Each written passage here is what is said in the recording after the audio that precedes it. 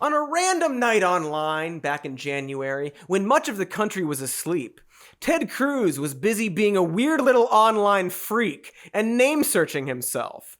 He found a single tweet from some young college student who tweeted about how you know you're in the wrong when Ted Cruz agrees with you. It was a quote tweet of a Ricky Gervais tweet about free speech. Now, the college student shared a screenshot of the tweet, did not tag Ted Cruz, and the tweet had gotten no more than 6 likes.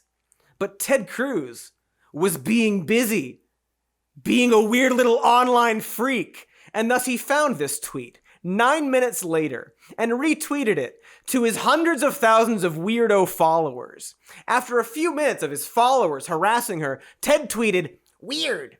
I affirmed and agreed with her right to express her lefty views, and she blocked me for saying that. This exchange sums up 2020 perfectly." Now, aside from the president blocking tons of people on Twitter, and also who cares, but also, she didn't block you, Ted. I mean, who would blame her? But what she did was make her account private, because of all the harassment you directed at her. After someone pointed this out to him, or just after having a single thought for a fucking second, Ted quietly deleted those tweets. Not a word, not an apology, not a mention after that night. And ultimately, I guess this isn't really important. I mean, it's stupid. He's stupid and vile and pathetic. But I don't know, kind of wish someone would ask him about how he name-searched himself and then harassed some random student for no reason, and then doubled down and pretended not to know why she would make her account private, and then deleted those tweets without a word, and then continued down his path of being a weird little online freak. So I guess I actually agree with Ted on this. This exchange sums up 2020 perfectly. Much like Ted Cruz summed up 2016 perfectly. At the RNC in 2016, when it was expected that Ted Cruz would finally endorse Donald Trump, he went out and he told everybody, in a Weasley way that would grant him plausible deniability, to not vote for Donald Trump. He talked about what the party used to be and the great things that they were capable of. And then he said in November, "Vote your conscience. Vote for Republicans up and down the ballot." He never said vote for Trump.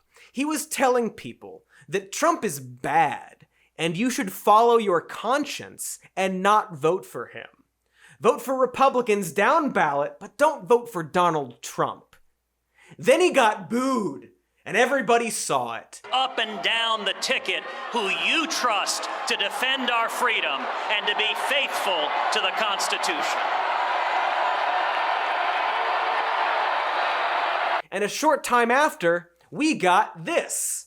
A beautiful visual metaphor of a sweaty, desperate, ballless, and ovaryless Ted Cruz, who had completed his transformation into a vile worm, who would rather spend his time dunking on Alyssa Milano and calling swans geese, instead of being a senator. We've talked a lot on this show about how Donald Trump didn't cause our problems. He's a symptom of many of our problems. He exacerbates our problems.